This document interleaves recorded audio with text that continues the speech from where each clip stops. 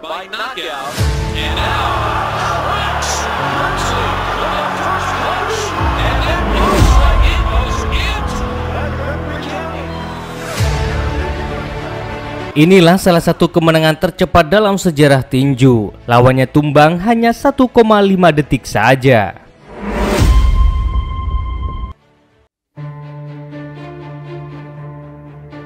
Dan kali ini Sobat Factor, member olahraga merangkum beberapa KO pertama terbaik dalam sejarah tinju. Tapi sebelum lanjut, jangan lupa di like dan juga di subscribe member olahraga.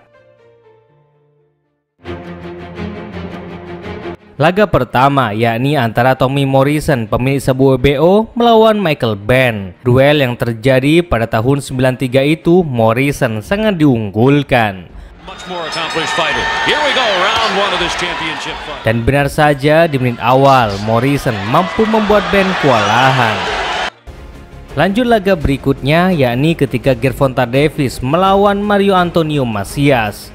Duel ini terjadi pada tahun 2016. Davis yang kala itu masih berusia 22 tahun sukses membuat lawannya tumbang dengan kejam saat di ronde pertama. Championship.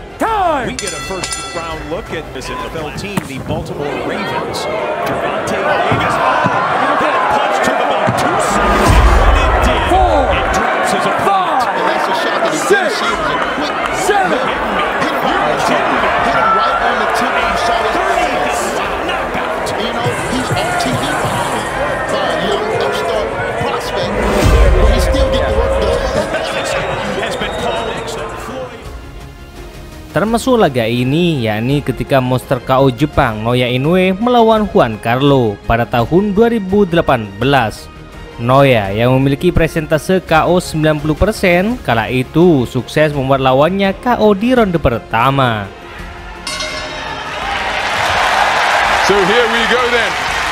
Inoue 8% knockout ratio, but here he's in against a losing decision against Rashi. Left right combination, and Payano is stretched on the canvas, and you know where he is. He's face down. The referee is. Dan itu adalah kemenangan KO ketiganya saat di ronde pertama. 1-2 combination when the fight was still in its nascent stages was all she wrote.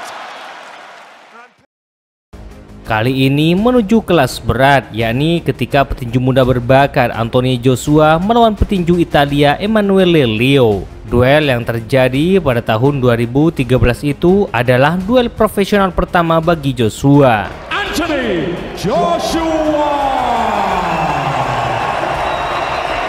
Dan benar saja, di laga ini Joshua membuktikan bakat luar biasanya. Malcolm and Mike Middleton, and if you want to know, Middleton went inside a round. Malcolm has already just rocked him back on a switch downstairs. Oh, and he's got him. Big solid right hand there. There's one right hand, and Emanuele Leo is feeling those. There's another one going. He's ready to go already. There's another big shot. Another couple more. He's still standing, but for how much longer though? What is keeping Leo up? He is getting tattooed here, and he has to go, and it's over. That's what the fuss is about. He's destroyed. Kini giliran petinju buah sang raja KO kelas berat Deontay Wilder saat melawan Sergey Liakhovic pada tahun 2013. Wilder yang memiliki rasio KO 100% kala itu sukses melanjutkan kemenangan KO-nya saat di ronde pertama.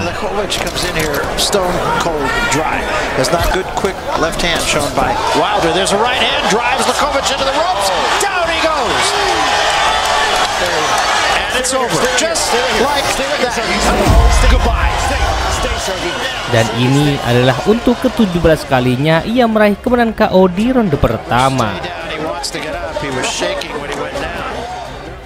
Tak lupa dengan sejarah kemenangan cepat Tyson saat ia melawan petinju angkuh Peter McNally. Duel yang terjadi pada tahun 95 itu, Tyson membuat lawannya jatuh bangun. So he's been working a great deal on his movement to pass. Advertise comes right at Mike Tyson. Down goes McNeely. Seconds into the first round. He plans to go straight ahead, but with elusiveness, something. Seconds into the fight, McNeely on the canvas. Mills Lane said stop that nonsense because they were starting to butt heads. Oh. Tyson with a left hook right up, and down goes McNeely again. McNeely's hurt this time, Steve. He's very hurt. He can barely stand up. This way, he's got about 30 seconds left. They want Tyson to go to the roof and get started. That's a crime for McNeely. This kid was fighting his heart out. Dan yang lebih mengerikan lagi, yakni saat Tyson melawan Marvis Frazier. Pasalnya di laga ini, Tyson hanya butuh 30 detik saja untuk meraih kemenangan KO. On the round system, supplemental 4-point scoring system if the rounds wind up even, and the 3 knock very quickly. Uppercut, and Marvis is hurt. Frazier is down. Joe Cortez moves in to have a look, and he's going to stop the fight. It did not last. Dan itu adalah kemenangan tercepat Tyson dalam sejarah tinju profesionalnya. See Ferguson, the first time you saw him here on ABC Sports. Watch the uppercut, the right. Kali ini duel perebutan sabu WBC dan The Ring di kelas berat ringan antara sang Superman Adonis Stevenson melawan Chad Dawson. Duel yang terjadi pada tahun 2013 itu juga menghadirkan KO cepat.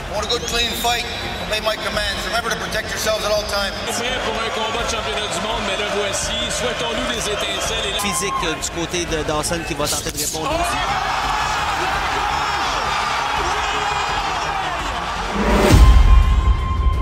Pukulan indah Stevenson membuat Dawson langsung tumbang. Dan KO itu masuk sebagai knockout of the year di tahun 2013.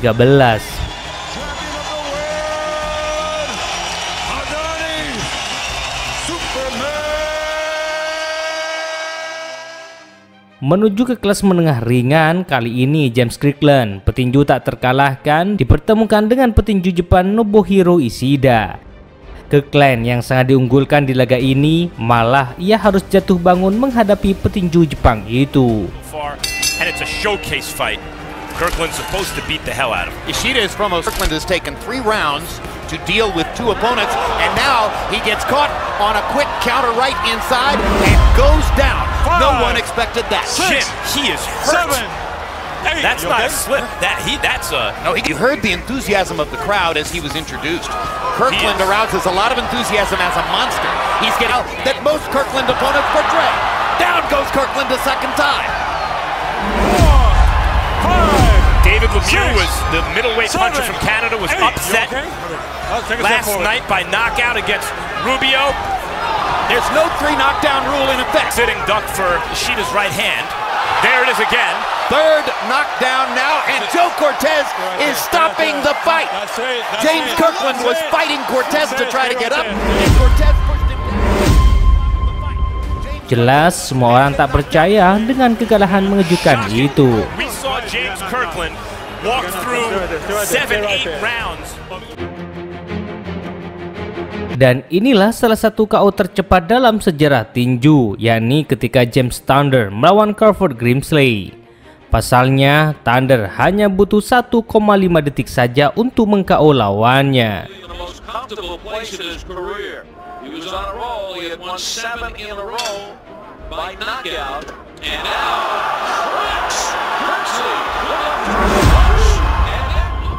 Dan itu adalah rekor tercepat dalam sejarah tinju.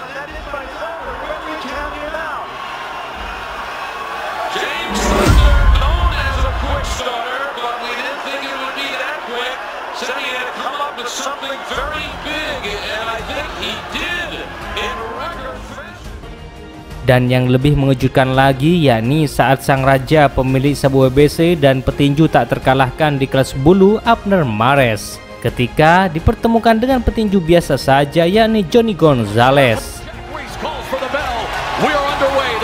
Dan tak disangka, sang raja Mares malah harus tunduk dengan cepat di ronde pertama. Gonzalez drops Mares with the lethal left hook. He's hurt bad, guys. 6, 7, 8. Are you okay? Tell me yes. Gonzalez has round 1. Gonzalez has a great left hook. He's knocked out a number of fighters with it. Mares has to hold, guys. He's got to hold. Goes down again. He's got to hold. 3. Sungguh kekalahan di luar Nurul.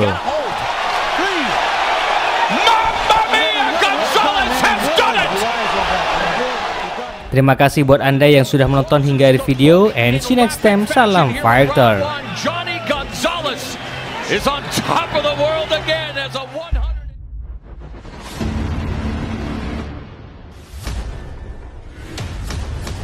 One of the most highly anticipated